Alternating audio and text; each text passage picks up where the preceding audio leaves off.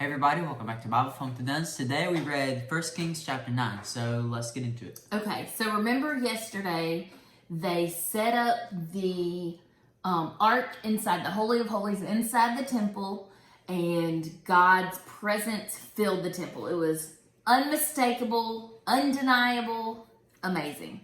And then we end that chapter yesterday with Solomon's prayer, and he blesses God, he worships God, he talks about who God has been in the past and who he asks him to be in the future. And so today in chapter 9, we get the Lord's response to that. And the Lord responds saying that he heard him, his prayer and petition before him. And basically God reminds him of the requirements and his promise to him, his commitment to him, his covenant to him. And the future kings, if they live in obedience to God, following him, worshiping him as the one true God, worshiping no other gods, then the throne will be Solomon and his sons forever. And then we continue to read about Solomon. It's a lot of focus on Solomon. It's a lot of focus on he thinks he's super generous in giving these towns to Hiram, and evidently Hiram thinks that they're not good. The word he used, the land of Kabul, meant like literally nothing. The land of nothing is what he named it. And then Solomon has forced labor. He set slaves under him, and it was against the law to enslave Israelite people. And so he finds a loophole, as Tara-Leigh Cobble talked about, and he enslaves Canaanites. They were their enemies. Let's put them to work. It's fine, right?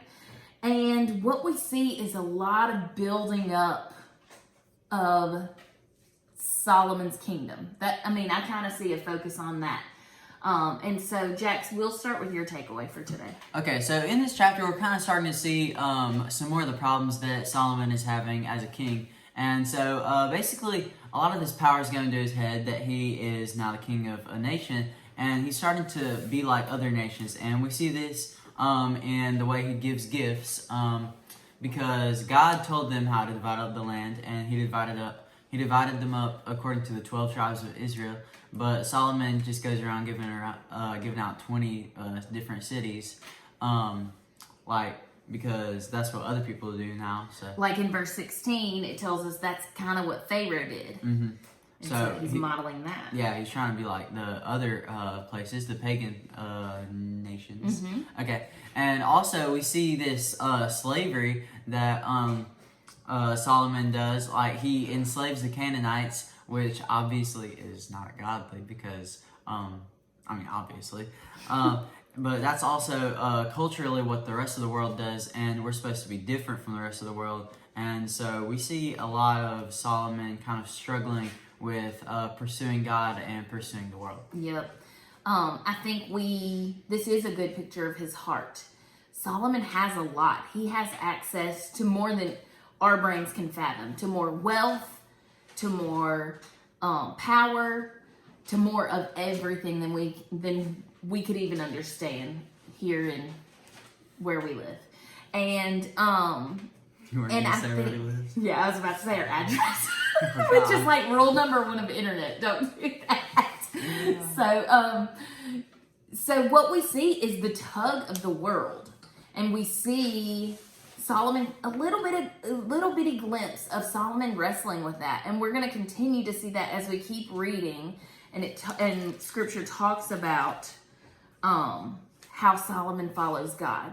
One thing that I thought was interesting is we know one of his downfalls is women, and he has all these bazillion women.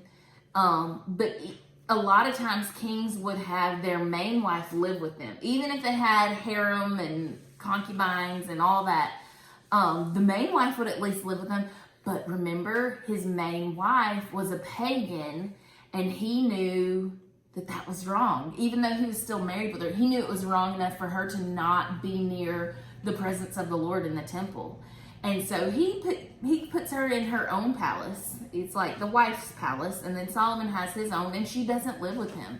And I'm just like, Solomon, if you knew it was wrong for her to even live with you, you should not have married her, you know? Well, he probably drove her crazy a little bit. It works both ways. Who knows? But something that's super interesting to me, and I go back to the beginning of this chapter, these people just experienced God's presence in miraculous and amazing and undeniable ways. And you would think that would be a life-changing experience. You would think that it would be so hard to experience God's presence in that way when he filled the temple. It was so thick that the priests couldn't even stay in the Holy of Holies. Everyone witnessed this transfer of the ark into this place. Everyone witnessed the presence of God in this miraculous way. You would think you would be changed forever and you wouldn't go back to sin. But if we think back to not that long ago, to when Moses was leading them, again, literal presence of God, pillar of cloud, pillar of fire, leading them day and night. They witnessed God. They could hear his voice talking to Moses, and here they are building a golden calf. So it's important for us to remember that experiencing the presence of God and having those mountaintop moments are great. And they are a lot of times Ebenezer stones or stones of remembrance in our walk with him. And that is one of those times that it's undeniable that you've experienced God. But being a follower of the way, it's not a one-time mountaintop experience and your life is forever changed and you faithfully follow God every day. Being a follower of the way deals a lot more with the mundane moments. It deals a lot more with the valley moments. Being a follower of the way is a daily commitment. And so these people who just the other day witnessed God's presence as they moved the ark into the temple, they're still the same people that have to wake up the next day and say, I'm going to follow God in how I build this palace. I'm going to follow God in how I choose my wife. I'm going to follow God in how I go to work today. I'm going to follow God in who I hire or enslave. Is that following God? And so being a follower of the way is a daily decision, and it's a daily faithful walk, and it's a daily choice to deny self and to deny all these things of the world that draw us, the wealth, the power, the people, to deny those things and choose God over those things. And so I'm rooting for Solomon. Like I want him to follow God, and I totally do understand the tug of the world around him. Our world is just as loud these days. And so we're going to keep on reading, keep on seeing what Solomon is struggling with. But for us, let's learn from him. First of all, let's learn we don't need the wealth. He has wealth, he has women, he has power. If you read Ecclesiastes, it's not good enough. None of it's good. Everything's vanity. Everything's like the air that just fizzles away. And so let's don't find our joy and our sufficiency in those things that don't last. Let's seek God and let's choose to follow him faithfully every day. All right, friends, thanks for joining us today. We'll see you tomorrow for our end of the week, chapter 10. Mm-hmm. Bye.